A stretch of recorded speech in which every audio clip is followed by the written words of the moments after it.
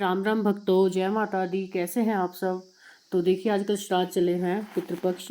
तो आजकल आप श्राद्धों में बिजी होंगे। तो बस मैं श्राद्धों के लिए एक बात आपको बताना चाहती हूँ कि हम मेरे को किसी ने पूछा था, हम श्राद्ध कितनी पीढ़ी तक कर सकते हैं। तो श्राद्ध देखिए, हमें 3 पीढ़ी तक करना चाहिए। एक तो देखिए, जैसे अपना भाई बहन हो गया जो भी है, और फिर माता पिता हो गए, फिर दादा। ये 3 पीढ़ियाँ हमारी, यहाँ तक हमें श्राद्ध करना चाहिए।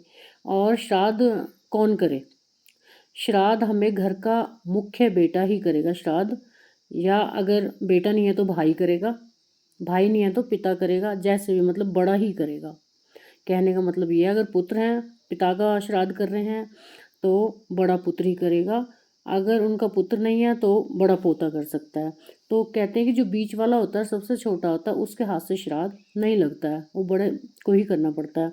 अगर किसी कारणवश बड़ा भाई या मतलब पुत्र जो भी नहीं है तो छोटा कर सकता है, उसकी अब्सेंस में छोटा कर सकता है। बाकी वैसे हक बड़े का होता है। अगर देखिए, आप 3 भाई हैं, 2 भाई हैं या 4 भाई हैं, तो अपनी सामग्री आप बड़े के घर में ही रख दें और मिलकर श्राद्ध करें। ये सबसे बड़ी बात है, इससे पितृ बहुत खुश होते हैं।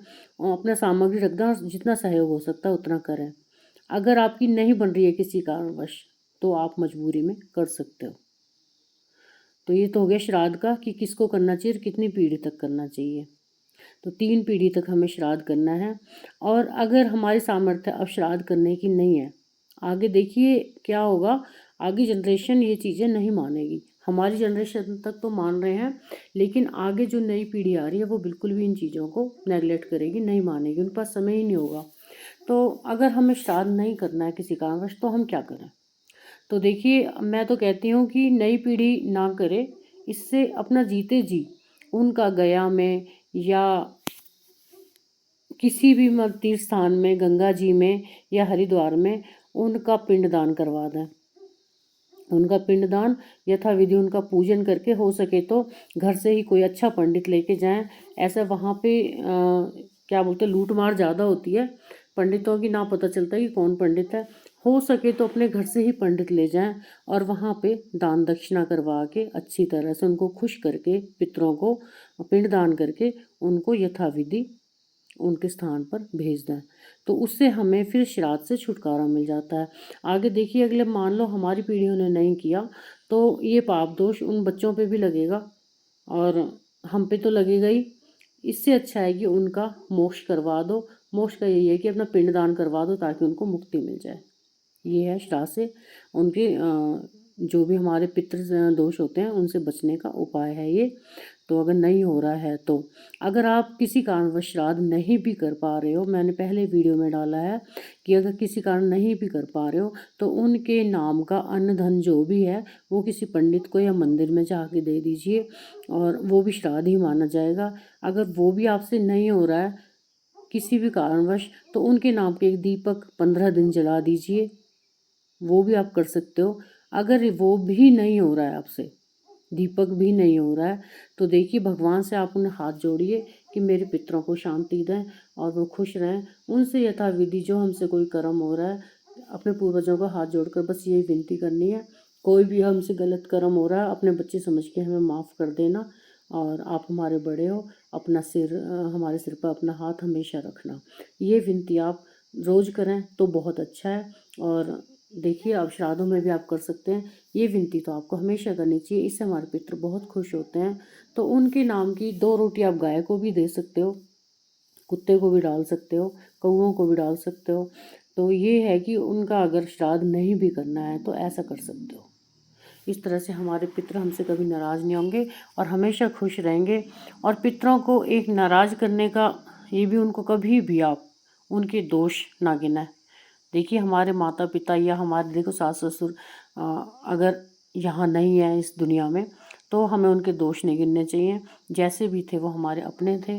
दोष उनको दोगे लेकिन सारा पितृदोष आपको लगेगा और वो जीवन भर आपका कभी भी मुक्त नहीं होंगे उस पितृदोष से। चाहे कितनी भगवान की आप पूजा कर लीजिए, तो उन्हें आदर दीजिए। अगर वो संसार में है तो भी आदर दीजिए, अगर वो इस संसार में नहीं है तो भी उन्हें आदर दीजिए। अपने बुजुर्ग हैं, वो जैसे भी हैं, उनके कर्म उनके साथ थे, हमारे कर्म हमारे साथ हैं। उन्होंने हमारा हमेशा अच्छा ही किया होगा, हमें ही बुरा लगता है, लेकिन हमारे बड़े हमारे से कभी गलत कर ही नहीं सकते हमारे लिए। तो हमेशा उनसे क्षमा याचना करते रहें और प्रार्थना करते रहें अपने प्रभु से कि हमारे पितरों को मुक्ति दो, उन्हें खुश रखो।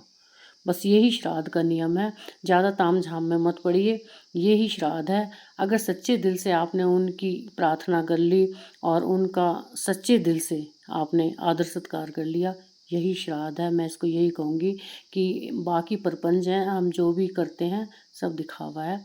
तो जीते जी जितनी उनकी सेवा कर सको कर लो। अब मरने के उपरांत उनको गाली भी मत दो, उनके लिए बुरा भी मत कहो, अपशब्द भी मत कहो, और बस उनका आदर सम्मान करो। जो उन्होंने किया वो बहुत अच्छा किया। अब हमारे कर्म है, हमें करना है कि हम क्या करें अब।